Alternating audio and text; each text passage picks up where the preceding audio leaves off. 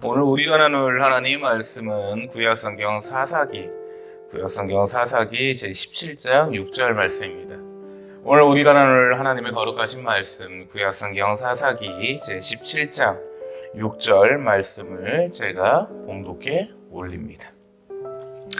그때는 이스라엘의 왕이 없었으므로 사람마다 자기 소견에 옳은 대로 행하였더라.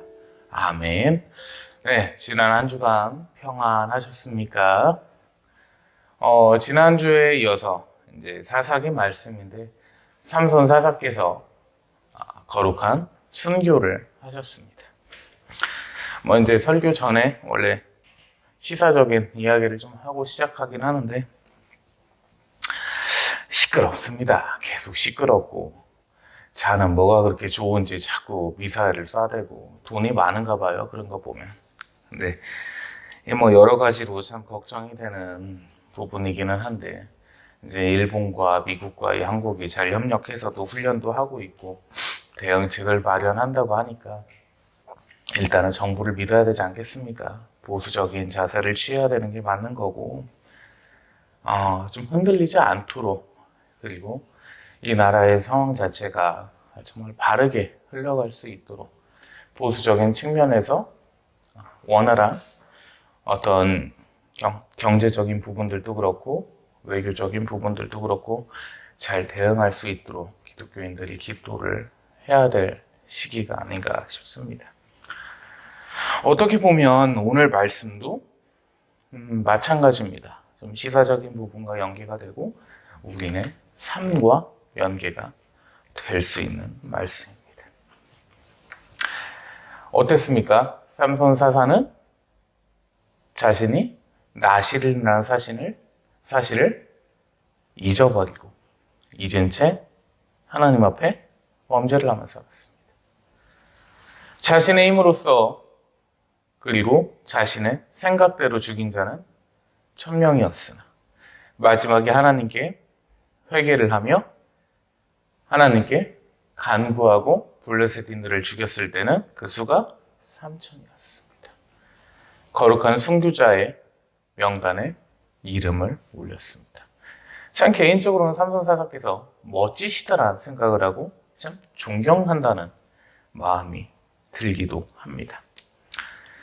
그 삼손 사사가 거룩한 순교를 함으로 인해서 사사의 시대는 끝이 났습니다. 이스라엘 사사의 시대는 끝이 났습니다. 그래서 오늘 이제 이 사사기 17장의 말씀은 미가라는 사람의 이야기를 다뤘는데 이 17장부터는 어찌 보면 사사기의 부록입니다. 그래서 에피소드들이 하나씩 나오는 거죠. 이 사사 시대 때 일어났던 에피소드들을 다룬 장이 지금부터 시작이 됩니다. 이제 그 미가라는 사람이 존재를 했는데 이 사람이 어떻게 보면 좀 잘못된 행동을 하기도 했었습니다. 어떤 일이 있었냐면 이 어머니가 갖고 있는 돈을 몰래 뺐습니다. 빼서 자기가 가지고 있었어요. 근데 이 어머니가 돈이 없어진 걸 알고 나니까 온갖 쌍욕을 하기 시작합니다. 어떤 놈의 새끼가 내 돈을 훔쳐갔냐 하면서 입에 담지 못할 욕을 퍼붓습니다. 그러면서 그 자를 위한 저주를 또 퍼붓기도 합니다. 내 돈을 가져간 놈 손가락이 확 잘려버려라. 가다가 확 삐져버려라. 이렇게 욕을 이제 하는데 그 저주의 대상이 자기 자식이었어요. 이제 그런 욕을 듣다 보니까 이 미가가 생각할 때 야, 잘못하면 이제 손가락이 잘리고 가다가 죽어버리겠구나. 이 생각이 들어서 얘기를 합니다. 어머니, 사실은 어머니의 돈을 제가 훔쳤었습니다. 그래서 이 돈을 그래도 안 쓰기 망정이지 썼으면 큰일 날 뻔했습니다. 아직 안 썼으니까 그대로 받으시옵소서. 잘못했습니다. 그러자 이 미가가 이제 얘기를 하죠. 아, 너였구나. 그래서 화를 좀 풀면서 그래도 정직하게 얘기해줘서 고맙다. 이 돈을 너를 위해서 내가 써야겠다. 어떻게? 하나님께 바쳐야겠구나 하면서 신상을 구입합니다. 그 돈으로. 이 당시에는 뭐냐면 오늘 본문 말씀 6절 말씀을 한번 보실까요? 그때가 뭐냐면 이스라엘에 왕이 없던 시절이었어요. 그래서 사람마다 자기 생각에 오른 대로, 소견에 오른 대로 금송아지를 세워놓고 하나님이라 경배를 하고요. 그리고 목상을 세워놓고 만군의 여호와시라 하면서 경배를 합니다.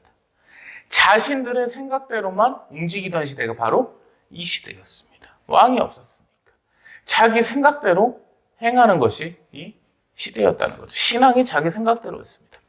그래서 그 돈으로 신상을 샀고 또 남는 돈으로 에봇도 샀습니다. 에봇이 뭐냐면 제사장들이 입게 되는 의복 중에 하나인데 앞치마식으로 되어 있습니다. 이 흉패 밑으로다가 이렇게 걸쳐서 입게 되는 건데 사진 자료 같은 걸 보면 많이 나와 있어요. 그러면서 이 미가의 어머니가 어떤 짓을 행하냐면 자기 자식들 중에 한 명을 제사장으로 세워서 그 신상을 놓고 제사를 지냅니다. 그것이 하나님을 경배하는 일이라는 거죠. 자, 어떻습니까? 목상이나 이러한 신상은 우상입니다. 하나님께서는 분명 모세에게 말씀하십니다. 가르침을 주십니다. 너희는 나를 위해 그 어떠한 동상과 우상과 목상을 만들지 말 것이며 그것들에게 절하지 말 것이며. 아멘. 그런데 이 시대 때는 그게 아니었어요. 자신들 마음대로입니다. 자신들 마음대로 행하고 마음대로 신앙생활을 합니다. 그러면서 그것이 올바른 신앙이라고 얘기합니다. 오늘 이 본문 말씀을 통해서 우리는 세 가지를 살펴보려 합니다. 먼저 첫 번째는 십계명이 없어진 시대였습니다. 그것이 뭐냐? 어머니의 돈을 훔쳤다는 것은 부모에게 효도하라는 하나님의 그 십계명 중 하나를 어긴 것이 됩니다. 부모를 효도하고 부모를 공경하는 마음이 있다면 몰래 돈을 빼진 않았을 것입니다. 물론 그 부분을 가지고 죄를 따진다고 한다면 모든 우리들 중에 이 죄에서 자유로운 사람은 없을 겁니다. 참고서를 산다고 돈을 많이 가져가기도 했었고 지갑에서 돈을 빼봤었고 다 죄는 하나씩은 있죠. 자, 무튼 근데 이 시대 때, 이 사사 시대 때 이러한 행동을 미가가 행했다는 것은 십계명을 이미 까맣게 잊어버렸다는 것이 됩니다. 즉 십계명이 사라진 시대였습니다. 모세의 율법이나 하나님께서 내리신 그 십계명이 없어진 시대였다는 겁니다. 그리고 우리가 볼 두 번째는 자신들의 마음에 따라 하나님을 섬겼습니다. 하나님께서는 무소부재하시고 전지전능하십니다. 태초부터 영원까지 함께 하시며 우리가 존재하지 않았던 시대부터 존재하셨고 이 세상의 모든 것에 처음부터 계셨던 분이십니다. 그런데 그 하나님을 신상 하나를 세워놓고 동상 하나를 세워놓고 금송아지를 세워놓고 하나님이라 섬겼다. 이것은 자기의 생각만에 자기만의 하나님을 만들어냈다는 것이죠. 그리고 세 번째는 신앙에 대한 가치관이 없었던 시대였습니다. 즉 지도자가 없었다고도 얘기를 할 수 있겠지요. 이것을 오늘날 우리에게 한번 적용시켜 보려 합니다. 십계명이라는 것을 그저 성경에 써있는, 말씀에 써있는, 성경의 맨 뒷장에 써있는 종이적 어떤 종이로 된 규칙으로만 생각하지 않습니까? 십계명은 분명 하나님께서 우리에게 대대손손 살아서도 영원히 지켜야 되는 하나님의 규율이라 말씀을 하셨는데 그 십계명을 과연 가슴속에 간직하고 있냐는 얘기입니다. 이 십계명이라는 것을 우리 가슴속에 담고 지켜야지라는 생각이 과연 있냐는 얘기입니다. 시대가 어떻습니까? 뉴스만 틀면 살인사건이 나옵니다. 뉴스만 틀면 성범죄 사건이 나옵니다. 뉴스만 틀면 온갖 범죄가 나옵니다. 이것이 과연 올바른 시대라 할 수 있겠습니까? 십계명이 있는 시대라 할 수 있겠냐는 말입니다. 아이러니하고 안타깝게도 그 중에는 기독교인도 있다는 것이 참 미스터리한 현상일 뿐입니다. 두 번째는 자기 마음대로 하는 그 신앙생활이 오늘날 우리를 가르치지는 않습니까? 제가 21살 때 처음 교육전도사 부임을 받았었습니다. 대한예수교장로회 합동교단에서 교육전도사로 부임을 받고 일을 했었는데 시간이 정말 많이 흘렀죠. 강산이 2번이 넘게 변했습니다. 그런데 과연 그 시간 동안에 겪었던 모습들을 지켜보고 제가 성도분들께 질문을 드리고 싶은 것이 딱 하나 있습니다. 교회에 왜 나오십니까? 답은 뻔하겠죠. 답정너입니다. 하나님을 믿으니까요. 예수님을 믿으니까요. 근데 그게 진짜냐고 묻고 싶은 거죠. 오늘날 교회를 보면 감사함이 없습니다. 고마움이 없습니다. 마치 동창회를 나가는 것처럼 지 자랑을 하러 나오는 것이 예배당이 된 것 같습니다. 연애를 하기 위해 나오는 것이 예배당이 된 것 같습니다. 정말 신앙을 가지고 하나님 앞에 한 주간의 죄를 빌며 엎드리며 회개하는 마음을 가지고 나오는 것이 아니라 친목 단체를 나오는 듯한 느낌을 요즘 들어 많이 받게 됩니다. 저뿐만이 아니라 어떤 노회에서 목사님들과의 대화를 나눠봐도 저보다 훨씬 선배님들이시고 참 그 말씀들을 많이 하시더라고요. 이게 예배당이, 교회당이 점점 의미가 퇴색되고 있다. 그래서 제가 2가지 정도로 한번 말씀드리려 합니다. 세상에서, 이 사회에서 하나님의 강복 가운데 사는 사람은 결국 예배당에서 자신을 드러내며 자랑하지는 않습니다. 무슨 말씀이냐면 정말 하나님의 강복 가운데 있는 사람은 부와 명예와 권력을 누리는 사람은 이 예배당에서조차 자신을 드러내지 않습니다. 예배당에서는 한낱 어린아이가 됩니다. 하나님 아버지 앞이거든요. 아버지, 이 세상에서 아버지의 은혜 가운데 지내다 왔습니다. 알게 모르게 지은 죄들이 참으로 많은데 아버지께서 용서하여 주시기를 간절히 청합니다. 이것이 과연 올바른 신앙일 텐데 오늘날의 모습이 그렇지 않다. 뭘 그렇게 자랑할 게 많은지. 제가 교육전도사 부임을 하고 깜짝 놀랐던 일이 하나 있습니다. 그때만 해도 이 아파트가 그렇게 많지 않았던 시절이었거든요. 자신이 아파트에 산다고 자랑을 하고 분양권을 받았다고 자랑을 하면서 자기 딸이 프라이드를 샀다고 그 자랑을 하는 한 집사님을 봤습니다. 그분은 참 열성적이게도 수요 예배에 꼭 나오고 금요 철야 예배 때 꼭 나오고 수요일 낮에 모임에 꼭 나오고 교육 때마다 꼭 나오는 분이었어요. 나오면 하는 얘기가 늘 자랑입니다. 이번엔 또 아들이 프라이드를 한 대 더 샀다고 또 자랑을 하고 딸이 아반떼로 바꿨다고 자랑을 하고 그분 입에서 하나님 얘기가 나오는 것을 본 적이 없었습니다. 누군가는 아들이 뭐를 해줬는데 딸이 뭐를 해줬는데 며느리가 뭐를 해줬는데 사위가 뭐를 해줬는데 자랑하는 건 좋다 이겁니다. 기독교인이다 보니 술자리를 갈 일이 적고 사람들을 만날 친목을 다질 기회가 적어서 교회에 나와서 예배당에 나와서 사람들 간의 친목 가운데서 얘기를 하는 것은 꽤 이해를 하겠습니다. 물론 그 연세에 자랑할 게 뭐가 있겠습니까? 자식 자랑밖에는. 그러나 그 서두에 하나님의 영광, 하나님의 은혜가 들어가는 것을 단 한 번도 본 적이 없다는 거예요. 자, 예를 한번 듭시다. 어떤 안수 집사님이 계십니다. 딸이 시집을 참 잘 가서 10억짜리 아파트를 한번 들어갔다고 치겠습니다. 또는 아들이 참 좋은 직장을 얻어서 결혼을 새로 했는데 새로 결혼을 했다고 하면 좀 이상하네. 재혼이 되는 것 같아요.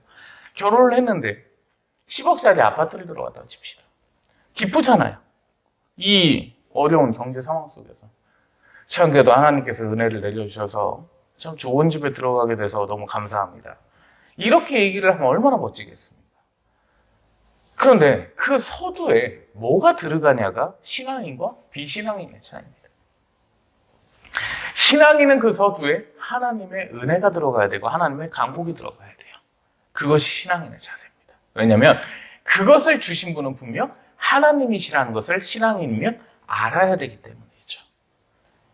그러나 비신앙인은 운이 좋다는 말을 합니다. 운 좋게 이렇게 됐습니다. 단언히 확실히 말씀드리고 싶은 건 예배당은 자랑하러 오는 것이 아닙니다. 예배당에서 자랑할 것은 단 한 가지입니다. 우리 구주 예수 그리스도십니다. 나 같은 죄인이 이 하나님 앞에 나와 예수 그리스도의 은혜를 입어 예배드릴 수 있게 하심을 그것만을 자랑해야 됩니다. 그것이 세상과는 구별된 그리스도인의 삶입니다. 자신만을 드러내고 자신의 을만을 드러내며 자기 자랑을 늘어놓는다면 그것은 결코 신앙인이 아닙니다. 그분이 회개 하나 없이 그 상태 그대로 천국에 간다면 같이 천국에 가기 싫습니다. 저는. 그런 분이 가는 천국이라면 저는 원치를 않습니다. 확실히 단언하건대 지금 대한민국 이 기독교 신자라고 하는 사람들 90% 이상은 신앙인이 아닙니다. 천국에 갈 사람들이 아닙니다. 자신만의 하나님을 믿고 있다는 겁니다. 내가 이렇게 믿으면 하나님께서 좋아하시겠지. 이 신전을 사는 것과 똑같은 겁니다. 에봇을 사는 것과 똑같은 거예요. 목상을 사고 동상을 샀던 이 사사기 17장 이 시대와 똑같다는 겁니다. 정말 다를 게 없습니다. 자신만의 생각으로 자신만의 소견으로 그것이 옳게 하나님을 섬긴다고 생각하는 것입니다. 그러나 성경에서는 분명 우리에게 방법을 알려주셨습니다. 하나님과 화목하게 지내는 방법, 하나님께 간구하는 방법, 하나님을 예배하고 경배하는 방법을 성경에서 분명히 알려주셨습니다. 사도 바울 선생님께서는 이렇게 말씀하십니다. 하나님을 믿는 것은 계명을 지키는 것이고 그 계명을 지키는 것은 곧 사랑하는 것이라. 그 사랑은 곧 이웃을 돕는 것이라. 아멘. 그러나 이 계명이 없어지고 사랑이 없어지고 돕는 것이 없어진 시대가 되어버렸다면 과연 그것이 신앙생활인 것이냐? 답은 절대 아니라는 겁니다. 아직도 나만의 하나님을 만들어 놓고 거기에 예배하고 있다면 그것은 신앙이 그리스도인이 절대 아닌 거지요. 이 신상을 사는 것과 구입하는 것과 마찬가지인 겁니다. 예배당에서 감사가 없고 예배당에서 찬양이 없고 예배당에서 은혜를 자랑함이 없다면 그것은 예배당이 아닙니다. 침묵단체일 뿐입니다. 점차 예배당이 교회가 침묵단체가 돼가는 이 시대를 안타까워하고 기도해야 되고 우리부터 바꿔야 될 겁니다. MZ세대라는 말을 굉장히 싫어합니다. 꼰대라는 말도 굉장히 싫어합니다. 지금 시대가 어떠냐면 개인주의를 모방한 싸가지가 없는 시대가 되어버렸습니다. 얼마나 예의가 없고 싸가지가 없냐면 젊은 친구들 입에서 감사합니다란 말이 점점 사라지고 있습니다. 편의점을 가서 물건을 사는데 저는 두 손을 주고 있고 아르바이트생은 한 손으로 건네고 있습니다. 대다수. 가정교육이 어떻게 되는 것인지 통탄스럽고 개탄스럽습니다. 예전에 중학교 고등학생 시절에 누가 이 얘기를 하더라고요. 어른이 된다는 것은 케이크를 기념일이 아닐 때도 사 먹을 수 있는 거. 이것이 어른이 되는 거라고 하더라고요. 그래서 가끔씩 케이크를 사 먹습니다. 아유, 목사님 그 배에 무슨 케이크를 드십니까? 이럴 수도 있는데 뭐 먹고 싶으니까. 어제 이제 그 특이한 이름의 빵가게에서 케이크를 하나 주문했는데 전화가 왔더라고요. 그게 이제 아르바이트생인 것 같아요. 이제 뭐 초는 필요하냐, 기념일이 아니기 때문에 초는 필요 없습니다. 뭐 칼은 필요하냐, 칼은 필요합니다. 그 통화를 한 1, 2분 정도 나누는데 저는 감사하다는 표현을 2번을 냈고 그 아르바이트생은 감사하다는 표현을 한 번도 하질 않았습니다. 당연스럽게 손님이 주문을 냈다면 아유 주문해 주셔서 감사합니다. 내지는 예, 여기 어디 점인데 혹시 이 부분이 좀 필요하신가요? 예, 뭐 필요합니다. 예, 감사합니다 하고 보내드리겠습니다. 뭐 이게 당연할 텐데 없습니다. 편의점을 가도 인사를 하는 경우가 이제 극히 드물어졌습니다. 뭐 핸드폰을 그렇게 보고 있고 핸드폰을 다 뺏어버려야 돼요. 이게 감사함이 일상 속에서 사라진다면 교회를 나와서는 과연 감사함이 있을까요? 선물을 그렇게 뿌려도 감사하다는 전화 한 번 못 받는 적이 사실 수두룩합니다. 요즘 시대가 그렇습니다. 자, 그러면 종교의 지도자인 목사님들이 그거를 가르쳐 주셔야 되는데 이 목사님들조차도 MZ세대가 돼서는 안 되거든요. 근데 점점 갈수록 개인주의나 이기주의가 심화되다 보니까 그렇지 못한 부분들이 많습니다. 강대상에서 목사가 목사 욕을 하는데 참 안타까운 목사님들 많거든요. 점차 감사함이 없어지고 점차 찬양이 없어지고 점차 계명이 없어지고 규례가 없어지고 하나님의 법이 없어진다 하면 이것은 더 이상 교회로서의 의미가 퇴색되는 것이고 없어져 버리는 것입니다. 이 시대가 반복이 된다면 결국 이 사사기 때와 같은 시대는 분명 올 것이고 이미 그 도입부가 아닌가 싶을 정도로 엉망이 돼버린 이 시대에 그리스도인들의 역할은 무엇인가?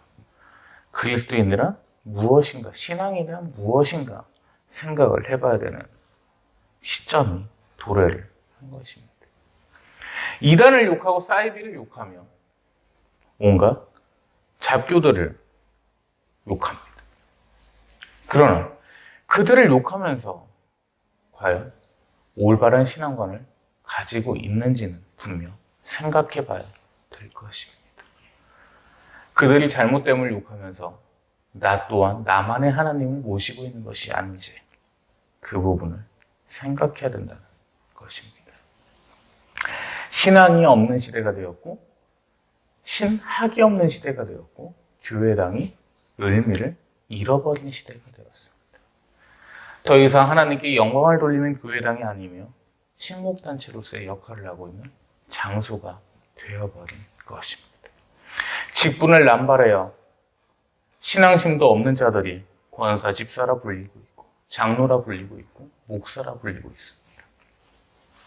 하나님을 따르지 아니하고 하나님의 계명을 지키지 않은 자들이 직분자라 한다면 이것은 망했다고 볼 수 있을 것입니다. 과연 나 자신은 어땠는지 이 시간 함께 돌아보기를 바랍니다. 과연 직분에 합당한 행동을 하며 있었는지, 신앙을 갖고 있었는지, 신학관을 가지고 있었는지, 교회관을 가지고 있었는지 생각해 보시길 바랍니다. 그렇지 아니한다면 이 사사시대에 이스라엘이 블레셋의 초토화가 됐던 것처럼 그 인생길은 바닥으로 망해갈 수밖에 없다는 것입니다. 이것은 제 말이 아닌 하나님의 말씀입니다. 진정된 신앙생활 속에 하나님께 영광 돌리며 하나님을 찬양하며 하나님께 감사하는 시대, 이웃에게 감사하는 시대, 사람에게 감사하며 내 형제와 부모에게 감사하는 그것이 우리 그리스도인들의 역할일 것입니다. 제대로 된 역할을 다시 가슴속에 생각해 보시길 바랍니다. 안팎으로 시끄러운 시대가 왔습니다. 이게 어떻게 형용을 해야 될지 모를 정도로 다 갈렸습니다. 방송사에서는 정말 말도 안 되는 음란한 방송을 내보내고 사회적 규범, 도의적으로도 법적으로도 맞지 않는 것들을 마치 옳은 양 프로그램을 만들어 내보내고 있습니다. 그것을 보면서 재밌다고 깔깔대는 특히나 젊은 세대가 안타까울 뿐입니다. 이것에 휩쓸리지 않도록 이것에 물들지 않도록 우리는 깨어 있어야 돼요. 무조건 그래야 됩니다. 지금 20, 30대들이 이제 앞으로의 10년, 20년 뒤를 이끌어 나갈 것입니다. 저와 같은 나이 또래들이 점점 이제 백발로 덮여갈 때 그 친구들이 이제 시대를 이끌어갈 것이고 분명 교회를 이끌어갈 겁니다. 그러면 과연 그들이 목회를 하면 종교 지도자로 나섰을 때 시대적 배경이 어떠할까? 어떠한 생각을 갖고 있고 어떠한 가치관을 갖고 있을 것일까? 그것이 참으로 우려되며 걱정된다는 것입니다. 아유, 목사님 지금은 뭐 저명한 목사님들도 많이 계시고 훌륭한 목사님들도 많이 계시고 뭘 그렇게 걱정을 하십니까? 그런데 그 10년, 20년이 길지가 않습니다. 불과 눈앞에 돌아대는 시대가 됐습니다. 그 가름치 속에 있다면 과연 그들은 신앙관이 어떠해질까요? 여러모로 걱정이 많이 되는 시대입니다. 전쟁의 위험 속에서, 북한의 끝없는 위협 속에서 안보를 걱정해야 되며 이 나라의 신앙을 걱정해야 되는 시대입니다. 한편으로는 그리스도인들, 기독교인들의 어깨가 매우 무거운 시대가 됐다는 것입니다. 함께 오늘 이 사사기 17장 말씀을 이 한 주간 묵상하시면서 과연 우리의 신앙과는 어떠했는지, 직분에 합당한 신앙생활을 하고 있었는지 다시금 가슴속에 생각해 보시기를 예수 그리스도의 이름 받들어 축원합니다. 기도합니다. 하나님 감사합니다. 하나님의 은혜 가운데, 하나님의 강복 가운데 이 자리에 서 있습니다. 과연 저희 직분에 받는 신앙관이었는지, 교회관이었는지, 그리고 그리스도인다운 신앙생활이었는지 이 시간 하나님 앞에 다시금 엎드려 내려놓으며 반성코자 합니다. 성령 하나님께서 이끌어 주셔서 택한 백성들 모두를 하나님의 품 안에 안아 주시옵고 하나님의 크신 은총 가운데에 살아갈 수 있도록 도와주시옵소서. 이 한 주간도 이 말씀을 묵상하며 이 시대에 우리의 역할이 무엇인지 깨닫게 하시어 주시옵소서. 하루하루 내려주시는 은혜 가운데에 감사와 영광을 올립니다. 하루하루 내려주시는 식량과 물질 가운데 하나님께 더욱더 영광 돌리게 하옵시고 하루하루 더해가는 용택함 속에 하나님께 커져가는 영광을 올리게 하시어 주시옵소서. 은혜와 사랑이 감사와 찬양을 올리며 우리를 구속하신 우리의 생명 되신 우리 주 예수 그리스도의 이름으로 기도 올리옵나이다. 아멘. 이제는 우리 주 예수 그리스도의 크시고도 크신 무한하신 은혜와 아버지 하나님의 극진하시며 지극하시며 지존하시며 만극하신 사랑하심과 성령 하나님의 늘 이끄시며 도우시며 승리하게 역사하시니 이 시간 하나님 앞에 엎드려 참된 신앙을 바라는 하나님의 모든 거룩한 백성들 머리 위에 온 세계 열방 위에 이제로부터 영원토록 항상 함께 계실지어다. 아멘.